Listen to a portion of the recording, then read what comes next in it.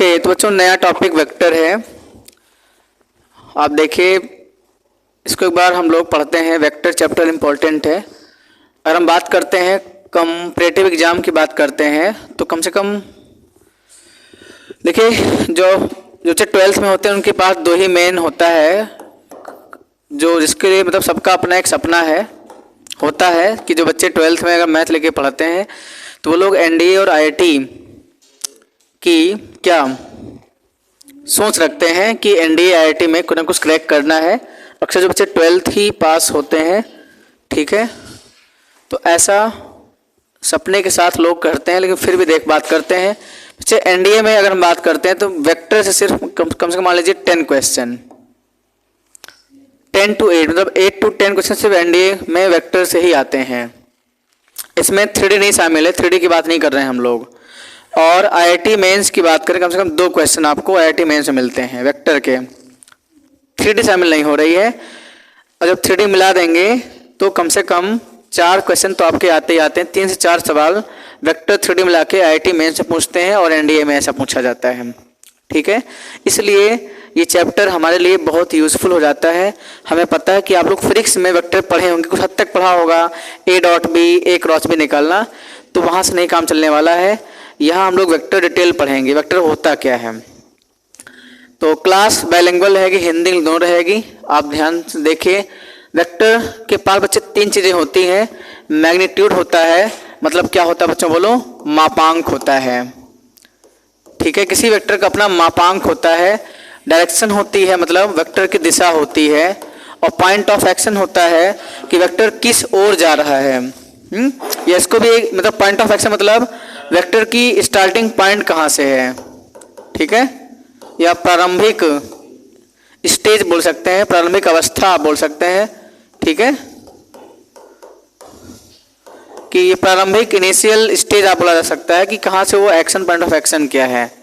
तो I think ये बात आप समझ गए होंगे, ठीक है। आगे बढ़ते हैं। इतना तो खैर सबको आता होगा, हर एक वेक्टर के अपना मैग्नीट्यूड और डायरेक्शन बच्चे होता है, ठीक है। फिर देखिए, फिर मैंने आपको और देखिए वेक्टर में क्या क्या इसकी प्रॉपर्टीज है, उसकी बात अगर हम कर लेते हैं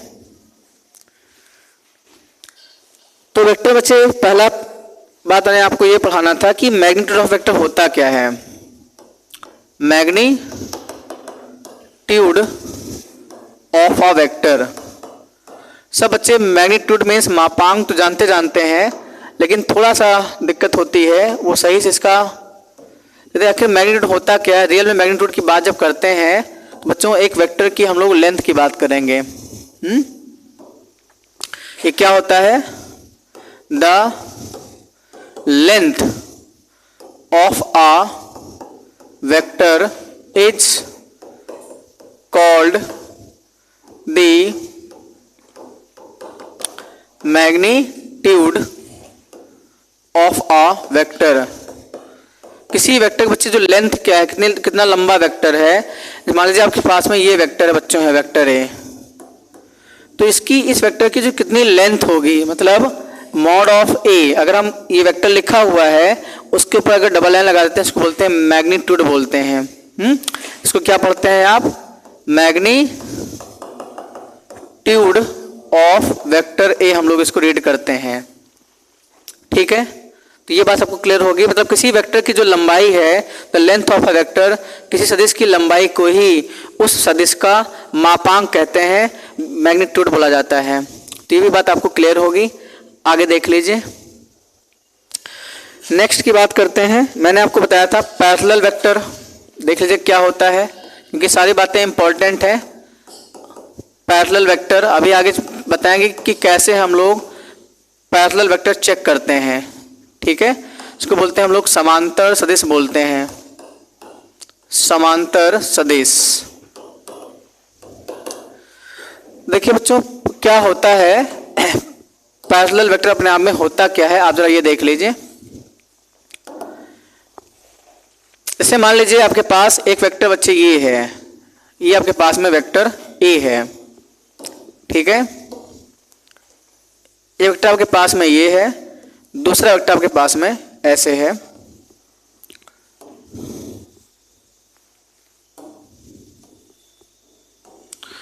टाइप्स के आपके पास में वेक्टर्स दिए गए हैं।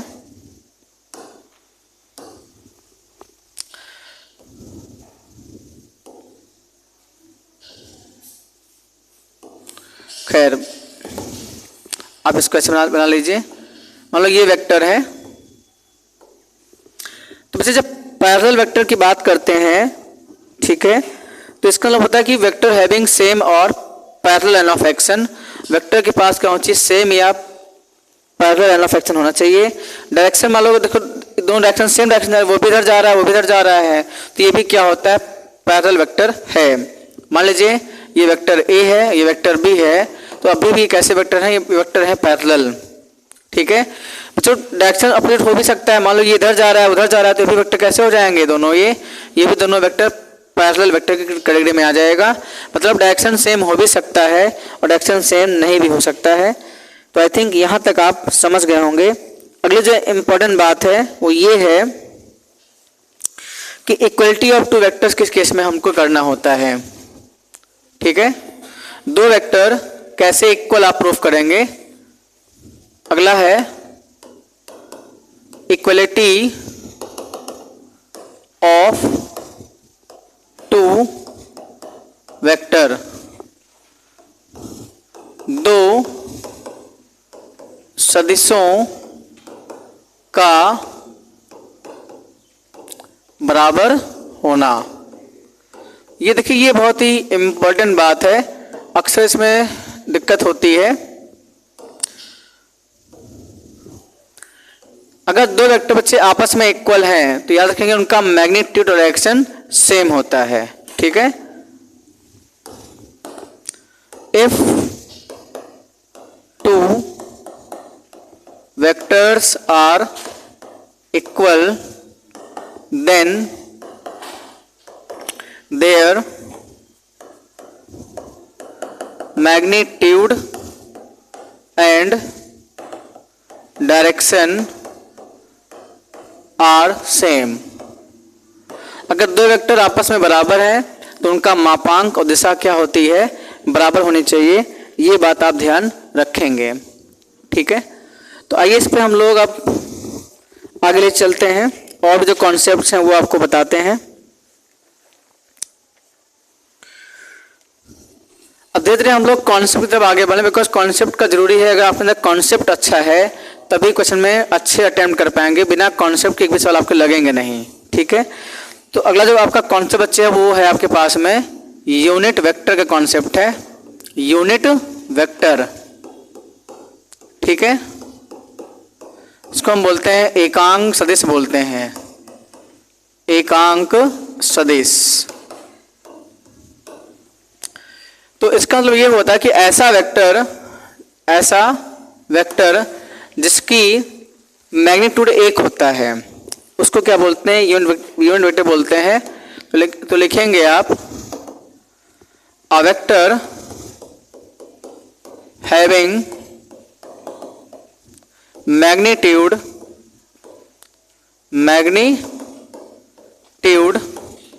1 इज कॉल्ड यूनिट वेक्टर। ऐसा सदिश जिसका मापांक 1 होता है उसको हम यूनिट वेक्टर के नाम से जानते हैं। मान लीजिए कभी क्वेश्चन में ऐसा लिखा है, एक मतलब अपने में रूल है, आप देख सकते हैं।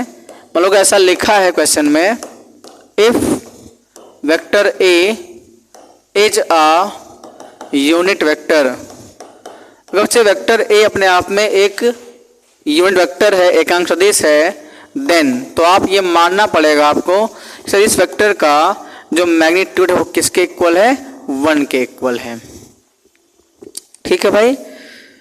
एक बात अभी बता लीजिए, यूनिट वेक्टर की डायरेक्शन कोई फिक्स नहीं होती है, यहाँ लिख सकते हैं and it can have any direction. इसके पास कोई भी दिशा हो सकती है, इसका कोई फिक्स दिशा नहीं होता है, ठीक है। चलिए अब यहीं से एक नया आता है कॉन्सेप्ट, देखिए हम इसी के बारे में बताएंगे आखिर होता क्या है, यूनिट वेक्टर होता है। अब आते इसकी एप्लीकेशन पे आ जाते हैं, सब बच्चे ध्यान देंगे। अब इसके एप्लीकेशन पे आते हैं। जैसे मान लीजिए आपके पास बच्चे ये अपने आप में क्या है, एक वेक्टर है, ये वेक्टर। और बच्चे इसी के डायरेक्शन में हमको क्या लिखना है, इसी के डायरेक्शन में लिखना है हमको एकांक लिखना है, सदिश लिखना है, मतलब वेक्टर ए के डायरेक्शन में ही हमको लिखना है, यूनिट वेक्टर लिखना है मान लीजिए। तो क्या करना होता है, जो मान लीजिए ये इसी के डायरेक्शन में, मान लीजिए आप जो आपको देख रहे हैं, इसे जो डायरेक्शन आप देख रहे हैं, ये डायरेक्शन क्या है, यूनिट वेक्टर की है। और अगर आपको वेक्टर ए के डायरेक्शन में लिखना है वेक्टर, तो क्या करेंगे, इसी वेक्टर को बच्चे इसी के मैग्नीट्यूड से अगर डिवाइड कर देते हैं तो बच्चे ये वेक्टर ए का क्या है, यूनिट वेक्टर होता है। मतलब वेक्टर ए का सदिश ए का जो एकांक सदिश होगा उसको निकालने के लिए क्या करते हैं, जो वेक्टर दिया होता है उसी के मापांक से भाग कर देते हैं तो निकल के आता है, यूनिट वेक्टर होता है। तो बच्चों इसको क्या बोलते हैं, ध्यान रखेंगे, यूनिट वेक्टर बोलेंगे in the direction of vector A. Vector A के डायरेक्शन में बच्चे क्या बोलते हैं, यूनिट वेक्टर बोला जाता है। ठीक है भाई। अब बच्चे इतना लॉन्ग लिखने की आवश्यकता नहीं है। आप क्या करेंगे, vector A upon mod of vector A को क्या लिखते हैं, ए कैप से लिख देते हैं। ठीक है, जो हमने स्टेटमेंट लिखा हुआ है, इस स्टेटमेंट का सीधा सही मतलब है, आप इसको क्या पढ़ेंगे, ए कैप पढ़ेंगे। ठीक है, ए कैप क्या है, एक एकांक सदिश है, यूनिट वेक्टर है, vector A upon mod of a formula होता है। तो आप इसको अच्छे से नोट डाउन कर लीजिए, फिर आगे बढ़ते हैं। ठीक है, इसको ध्यान से आप नोट कर लीजिए, फिर आगे बढ़ते हैं। अब देखिए एक बात ये भी आ रही होगी, सर आप दिमाग ये भी उठ रहा होगा, आपने कहा कि वेक्टर ए यूनिट वेक्टर का बच्चे कोई डायरेक्शन होता नहीं है। लेकिन मान लीजिए वेक्टर ए के डायरेक्शन में आपने ऐसे एक बना दिया है, तो बच्चे इसके पीछे भी पॉसिबल है। मान लो किसी ने कह दिया सर एक काम करिए, इसके पीछे बना दीजिए आप, मान लो बच्चे ये वेक्टर है, आपने इसके पीछे एक बना दिया वेक्टर, जो कि क्या लिख रहे हैं आप, vector A upon mod of vector A लिख रहे हैं। तो लिखा तो आपने यही है, लेकिन क्या कर देंगे, लगा देंगे, माइनस लगा देंगे। तो बच्चे किसी भी वेक्टर के दो क्या होते हैं, एकांक सदिश होते हैं, यूनिट वेक्टर होते हैं, एक उसके आगे डायरेक्शन बना देंगे, एक पीछे भी बना सकते हैं। ठीक है ना, इस बात का ध्यान रखेंगे, इसलिए कहा जाता है। तो अगली इसी एप्लीकेशन से अगला एक फॉर्मूला निकल के आ जाता है, अभी इसको हिंदी में लिखवा देंगे हम। बच्चे ये है unit vector along the line of action of vector A is, बच्चों क्या होता है, plus minus vector A upon mod of vector A होता है। इस बात को सब बच्चे हिंदी में लिख लीजिए, मैं लिखवा देता हूँ। ठीक है, अब तक पीछे जो पढ़ाया गया था वो आपको समझ में आ रहा होगा, तो लिख लीजिए। इस डायग्राम को आप बना लेंगे, जो बना हुआ आपके सामने डायग्राम बना लेंगे, और बच्चे यहाँ पे लिख लेंगे आप, इसकी हिंदी में लिख देता हूँ, वेक्टर ए की दिशा में एकांक सदिश।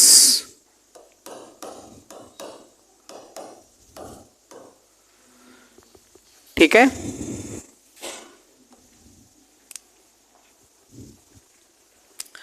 फिर आप इसको नीचे लिख लीजिए। आपका दूसरा पॉइंट है, स्टार बना के पॉइंट इसको नोट कर लेंगे, this is very very important point. ठीक है, मैंने आपको समझा भी दिया है, किसी वेक्टर के आगे भी आप लिख सकते हैं एकांक सदिश, पीछे भी लिख सकते हैं, तो इसलिए वो प्लस माइनस में दोनों में आ जाता है।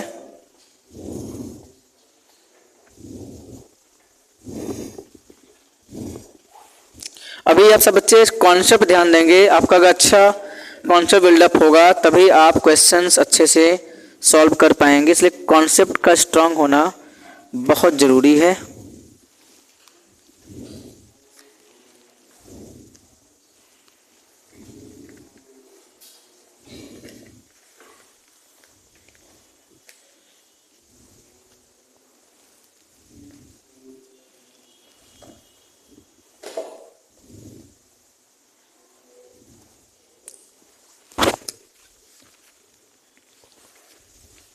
चलिए अब बच्चों आगे बढ़ते हैं। अच्छा मुझे बताइए किसी भी वेक्टर का क्या होता है बच्चे? किसी भी वेक्टर का आप दो ही चीज़ बोलेंगे, एक बच्चे मैग्नीट्यूड और दूसरा डायरेक्शन। मतलब वेक्टर, किसी वेक्टर का अपना मैग्नीट्यूड होता है और डायरेक्शन होता है। जो पॉइंट ऑफ एक्शन की बात है वो अगर ना भी बोले तब भी चल जाएगा। कोई मतलब पूछता है कि वेक्टर क्या होता है तो आप बोलेंगे सर वेक्टर एक ऐसी मतलब क्वांटिटी है मान सकते हैं जिसका अपना मैग्नीट्यूड भी होता है और डायरेक्शन भी होता है। Point of action is not count, वो भी आपने तभी चल जाएगा। और बच्चे याद रखेंगे जो मैंने आपको पढ़ाया है यूनिट वेक्टर, ये क्या शो करता है? ये किसी भी वेक्टर के डायरेक्शन को शो करता है कि वेक्टर आपने आगे बनाया कि पीछे बनाया है। इस बात को कहीं ना कहीं आप लिख लेंगे कि लिख लीजिए हिंदी में, एकांक सदिश unit vector always shows the direction of vector. एकांक सदिश हमेशा किसी वेक्टर के दिशा को बताता है। यूनिट वेक्टर ऑलवेज, लिख लीजिए हिंदी में, unit vector always shows the direction of vector. एकांक सदिश हमेशा किसी सदिश के दिशा को बताता है। अब बच्चे एक रूल बहुत ही इम्पॉर्टेंट है, ये सब बच्चे इस रूल को समझेंगे और आपको हम इस रूल को सिखाते भी हैं।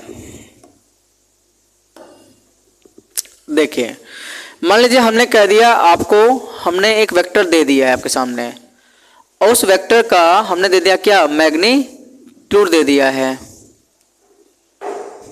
एक वेक्टर है जिसका हमने आपको दे दिया मैग्नीट्यूड, तो बच्चे आपको ये बताना है उसके डायरेक्शन में क्या वेक्टर आप लिखेंगे। तो एक रूल लिख ले, फिर समझा देते हैं। रूल बच्चे ये है, a vector of magnitude lambda in the direction of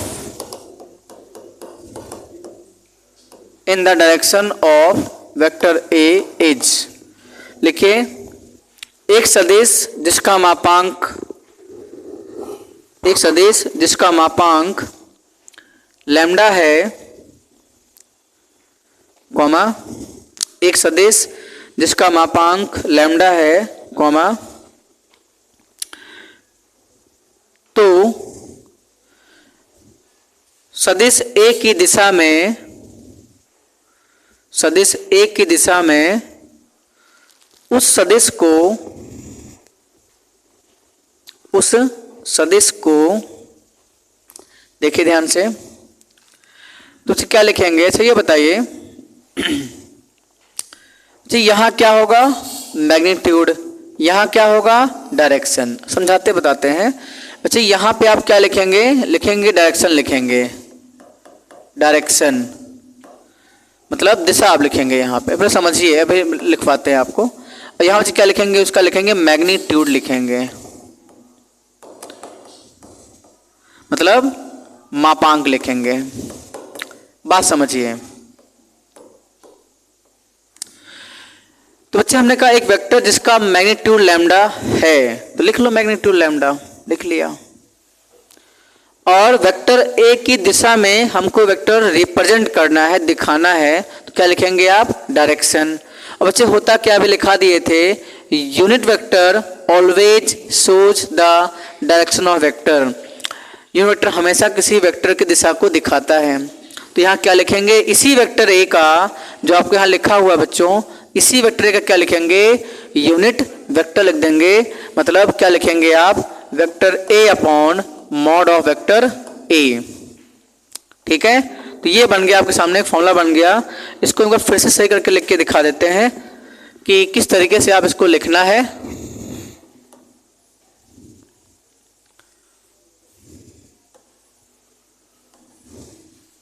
देखिए क्या करना होगा, यहां लिखेंगे बच्चे, क्या लिखेंगे? मैग्नीट्यूड, जो कि आपके सामने क्या है? लैम्डा है। डायरेक्शन क्या है? वेक्टर ए अपॉन बच्चे मॉड ऑफ वेक्टर ए। ये सभी अपने आप में एक मल्टीप्लाई कर लिख लेना होगा।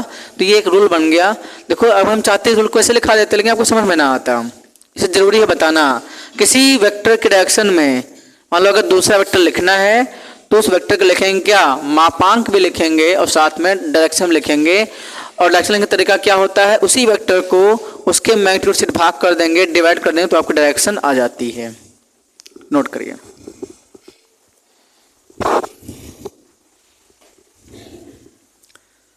चलिए अब बच्चे नेक्स्ट कॉन्सेप्ट है जो कि बहुत ज़्यादा इंपॉर्टेंट है, वो जो है पोजीशन वेक्टर है। पोजीशन वेक्टर जिसको हम बोलते हैं of a position vector of a point. किसी बिंदु का स्थिति सदिश।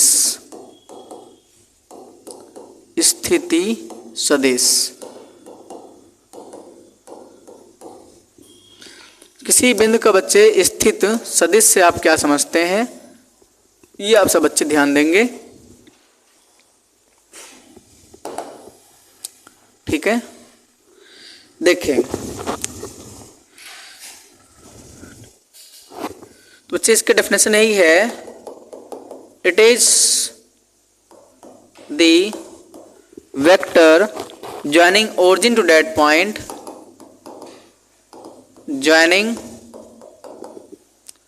Origin TO to that point.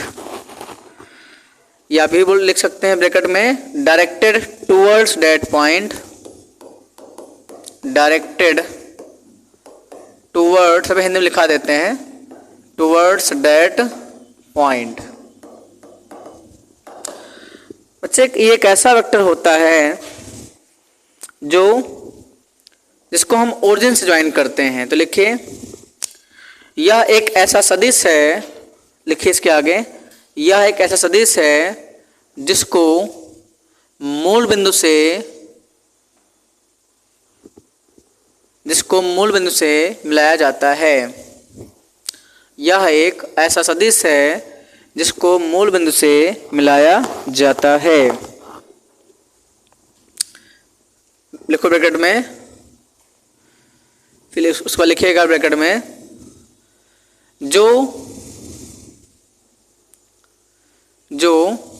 किसी बिंदु की तरफ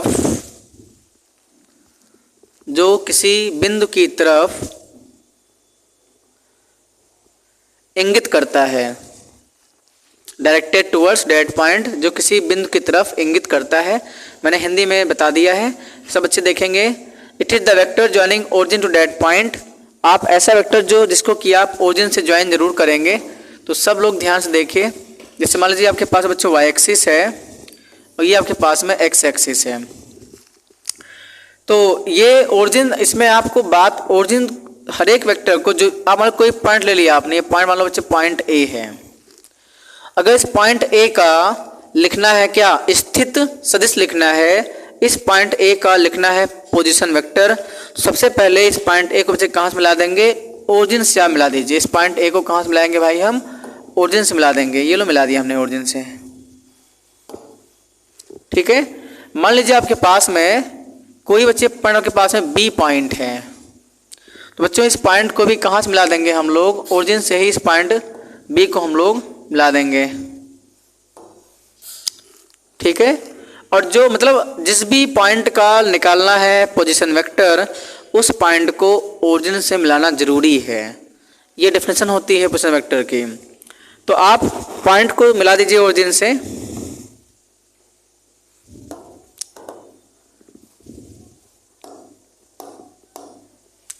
तो आप एक ऐसे पॉइंट को मिलाएंगे ओरिजिन से, ऐसे मिला दीजिए आप। जब एक ऐसा बन जा रहा है तो कुल मिला के आपको ये आपको समझा रहे हैं कि मान लीजिए पॉइंट ए का जो वेक्टर है, वेक्टर ए आ गया, पोजीशन वेक्टर आ गया, और पॉइंट बी का आ गया, पोजीशन वेक्टर बी आ चुका है। तो मान लीजिए अगर आपको ए बी वेक्टर लिखना है बच्चों, क्या लिखना है, ए बी वेक्टर लिखना है। ध्यान देंगे, ए बी वेक्टर। तो क्या करना होगा, इसको लिखेंगे आप position vector of point B. देखो इतना लॉन्ग लिखना पॉसिबल नहीं है, थोड़ा इसको छोटा कर देते हैं। हम इसको बच्चे इतना लॉन्ग नहीं लिखेंगे। क्या लिखेंगे ध्यान देना। मान लो हमें वेक्टर ए बी को लिखना है तो लिखेंगे position vector of point B minus position vector of point A. बच्चे क्या करेंगे, फाइनल पॉइंट में से इनिशियल पॉइंट को से घटाएंगे, अंतिम वाले पॉइंट का लिखना होगा क्या, पोजीशन वेक्टर लिखेंगे अंतिम पॉइंट का, और माइनस प्रारंभिक पॉइंट का लिखेंगे। ठीक है, तो बच्चे मुझे बताइए आप जरा, पॉइंट बी का क्या है पोजीशन वेक्टर, वेक्टर बी है, वेक्टर बी लिख लेंगे, और माइनस पॉइंट ए का क्या है, वेक्टर ए है, तो यहाँ पे वेक्टर ए लिख लेंगे हम लोग। तो ये हो गया ए बी वेक्टर को ऐसे हम डिफाइन करते हैं। देखिए क्वेश्चन में कभी ऐसा नहीं होगा कि आप वेक्टर को मिलाएंगे ओरिजिन से, ऐसा नहीं होगा। क्वेश्चन सीधे आप इस बात को ऐसे आप ड्राइव मतलब बता सकते हैं। लेकिन मान लो किसी ने पूछा कि क्या होता है पोजीशन वेक्टर, तो बच्चे उस केस में आपको ऐसे ही बताना पड़ेगा कि ऐसे मतलब पोजीशन वेक्टर हमेशा ओरिजिन से ही ज्वाइन करके ही उसको मतलब डिफाइन करते हैं हम लोग। ठीक है, चलिए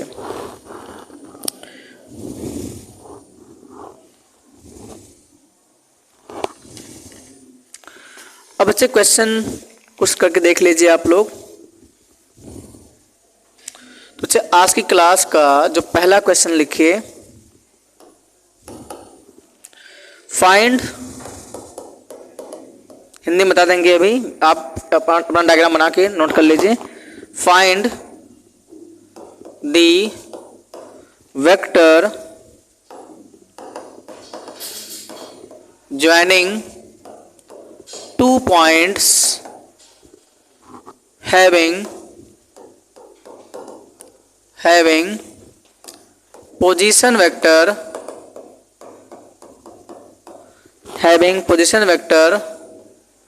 2a vector plus 3b vector and 5a vector minus 7b vector full stop, and this vector is directed to the second point। ये है बच्चों। तो लिखिए, हिंदी में सवाल लिख लीजिए।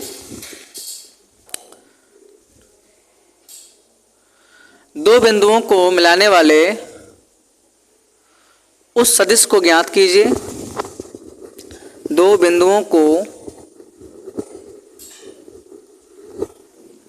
को मिलाने वाले उस सदिश को ज्ञात कीजिए जिनके स्थित सदिश 2a प्लस 3b वेक्टर लिखा है बोर्ड पे। आई रिपीट, जो दो बिंदुओं को मिलाने वाले उस सदिश को ज्ञात कीजिए जिनके स्थित सदिश 2a vector plus 3b vector और 5a vector minus 7b vector और यह सदिश दूसरे बिंदु की ओर इंगित करता है। यह सदिश दूसरे बिंदु की ओर इंगित करता है। देखो बच्चों, हमें एक ऐसा वेक्टर, देखिए दो पॉइंट आपको दिए गए हैं, तो यहाँ अपनी तरफ से मानना पड़ेगा। ध्यान दीजिए इसके सोल्यूशन पे। बहुत सिंपल क्वेश्चन, लेकिन हाँ सिंपल तो है, लेकिन शुरुआत से आप फर्स्ट टाइम पढ़ रहे हैं इसलिए आपको बताना जरूरी है एक पॉइंट। बाकी तो क्वेश्चन जब आएंगे तो आपको डिटेल बताया जाएगा। चलिए, दो आपके पास में पॉइंट है। मान लीजिए ये बच्चे पॉइंट ए है, बच्चों ये पॉइंट बी है। ध्यान दो बोर्ड पे सब बच्चे हैं। मान लीजिए एक पॉइंट बच्चे ए है जिसका पोजीशन वेक्टर क्या दिया गया है बच्चों, मान लीजिए क्या 2a वेक्टर प्लस क्या 3b वेक्टर। सब बच्चे ध्यान दीजिए बोर्ड पे। ये देखिए 2a वेक्टर, ये पॉइंट ए का देखिए लिखा है 2 पॉइंट, क्या लिखा हुआ है 2 पॉइंट, तो भाई 2 पॉइंट तो मानना पड़ेगा, चाहो तो पॉइंट ए मान लो या पॉइंट बी मान लीजिए आप। फिर मान लीजिए पॉइंट बी है बच्चों, ये क्या है, पॉइंट बी है, जिसका दिया गया है क्या, 5a माइनस 7b वेक्टर। तो ये पहला पॉइंट है, ये दूसरा पॉइंट है। इन्होंने एक बात कही है, एक ऐसे वेक्टर को करना निकालना जो दूसरे पॉइंट की ओर क्या, डायरेक्टेड हो। तो आप क्या करेंगे, इस वेक्टर को बच्चे ज्वाइन तो आप कर देंगे। मान लीजिए आप इस वेक्टर को आप ज्वाइन कर दे रहे हैं, इससे आपने ऐसे मिला दिया है, ठीक है भाई। तो बच्चे देखिए आप इस दूसरे पॉइंट की ओर इंगित कर रहा होगा, तो मैं निकालना क्या, एक्चुअल में क्या निकालना था बच्चे, फाइंड ए बी वेक्टर। आपको बता चुके हैं क्या होता है, position vector of point B minus position vector of क्या बच्चों, पॉइंट ए। हिंदी लिख लेंगे, बिंदु बी का स्थित सदिश माइनस बिंदु ए का स्थित सदिश। तो बच्चे बिंदु बी का क्या स्थित सदिश है बताओ, 5a माइनस 7b वेक्टर, और माइनस करना होगा, माइनस कर लीजिए आप 2a वेक्टर और प्लस का 3b वेक्टर। इसको सॉल्व कर लीजिए आप लोग। तो बच्चों क्या आएगा, 5a वेक्टर माइनस का 7b vector, minus into 2a तो माइनस 2a, और माइनस बच्चों क्या आ जाएगा, 3b वेक्टर। तो 5a माइनस 2a कितना आएगा बच्चों, 3a वेक्टर, और 7b माइनस 3b तो माइनस आ गया 10b वेक्टर। मतलब ये हुआ जो ए बी वेक्टर आप देख रहे हैं वो 3a माइनस 10b वेक्टर आपका आंसर हो गया। इस क्लियर। एक क्वेश्चन और देख लीजिए, टाइम हो गया लेकिन फिर भी आप एक क्वेश्चन देखेंगे जरूर। देखिए बच्चों एक रूल यहां पे लिखना जरूरी है। रूल ये बच्चों, we can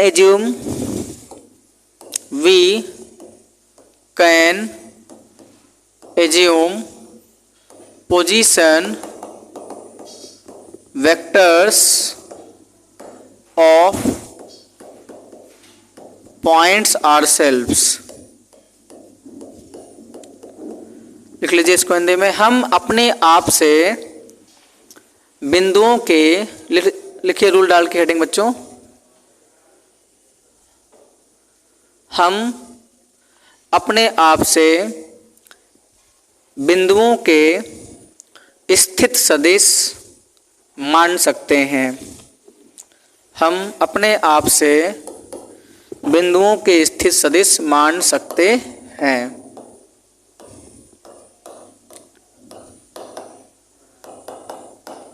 given uh collateral ABCD, then find AB vector plus CB vector plus DC vector plus AD vector। इसको अच्छे ऑप्शन लिख लीजिए। अच्छे ऑप्शन ए है AB वेक्टर, ऑप्शन बी है CD वेक्टर, ऑप्शन सी बच्चों है 2 टाइम्स AB वेक्टर, और ऑप्शन डी आपको दिया गया 2 टाइम्स CD वेक्टर। ये आपके सामने क्वेश्चन दिख रहा है जो कि आपको साफ साफ दिख रहा होगा। कह रहे हैं कि एक बच्चे, हाँ लिख लिया हिंदी में इसको क्वेश्चन को। देखिए दिया है चतुर्भुज ABCD, लिखिए दिया है एक चतुर्भुज ABCD,